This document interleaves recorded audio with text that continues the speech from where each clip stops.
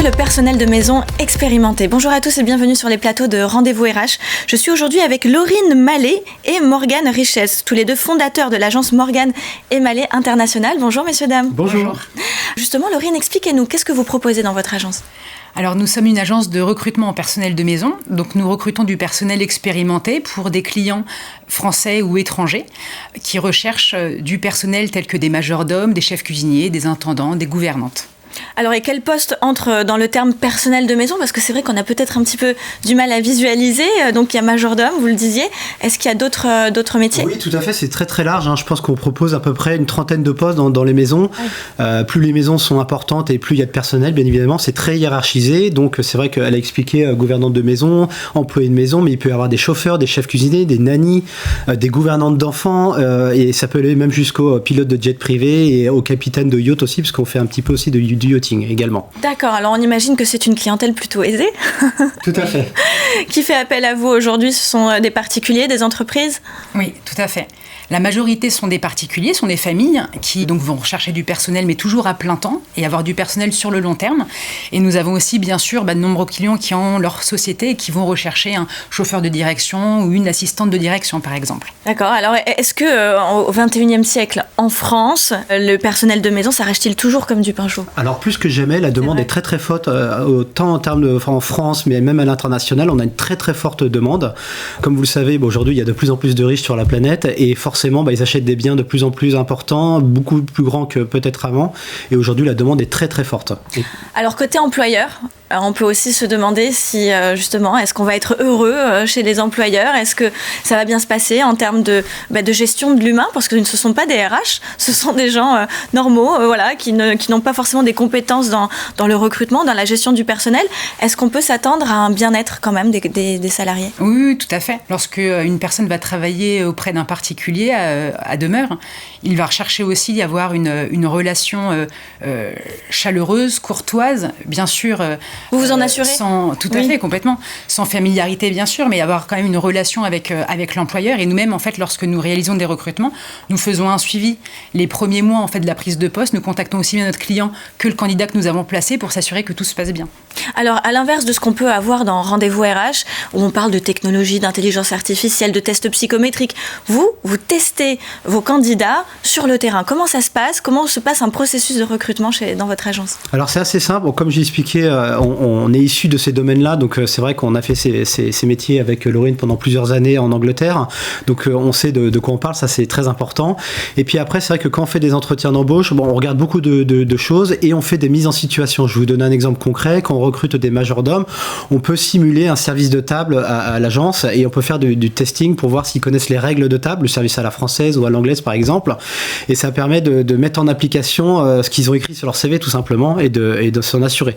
Après, la deuxième étape, c'est vrai qu'on vérifie beaucoup les références et ça c'est obligatoire des employés qui peuvent venir chez nous. Donc on s'assure en appelant les anciens employeurs qu'ils ont bien effectué les tâches qu'ils ont inscrites sur leur CV, qu'ils sont bien au niveau pour pouvoir travailler dans les grandes maisons. Donc vous ciblez surtout du personnel expérimenté. Tout à fait. D'accord. Donc pas des débutants. Non, malheureusement. D'accord. C'est vrai mais c'est important de le savoir. C'est une très bonne question et c'est vrai que le minimum chez nous c'est d'avoir 5 ans d'expérience et ce qu'on va regarder également c'est aussi la fidélité dans les postes. Pour nos clients c'est important que le personnel soit resté longtemps dans chacune des maisons parce que encore une fois ils doivent faire preuve de discrétion, de longévité pour qu'il y ait une confiance qui s'installe chez cette clientèle tout simplement. Alors aujourd'hui vous recrutez oui. Aussi bien donc le personnel de maison mais aussi en interne sur les fonctions support, peut-être des commerciaux. Vous pouvez nous en dire un peu plus ? Oui, tout à fait. Comme nous développons la société grandit en fait, nous recrutons aussi également donc dans nos agences, aussi bien en France qu'à l'étranger, bien sûr. Donc c'est-à-dire par exemple à Paris, nous avons une agence qui est à Valbonne, nous sommes à Londres également, et on recrute en fait donc des recruteurs déjà dans un premier temps. Ah oui, intéressant, recruter des recruteurs. Voilà, exactement.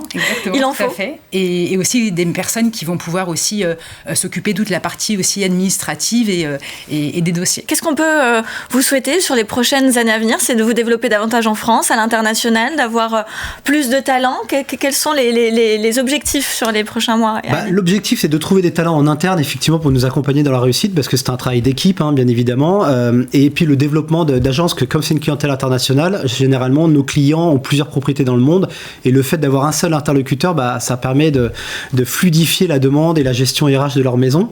Et donc, c'est vrai qu'on voudrait développer le réseau d'agences, et notamment aux États-Unis, qui est un marché très, très fort, beaucoup plus qu'en Europe, parce que les maisons, comme vous le savez, sont beaucoup plus importantes aux États-Unis. Et donc, notre avenir, je pense, d'ici moyen ou long terme, ça sera vraiment les États-Unis. Oui, c'est déjà plus dans la culture américaine, d'avoir du personnel de maison. En France, peut-être encore un peu de réticence. Est-ce qu'en France, on remarque, on va dire, une différence dans les besoins ? Oui. Alors, c'est vrai que c'est anglo-saxon dans tous les cas, parce qu'en Angleterre aussi, énormément, il y a vraiment du personnel de maison.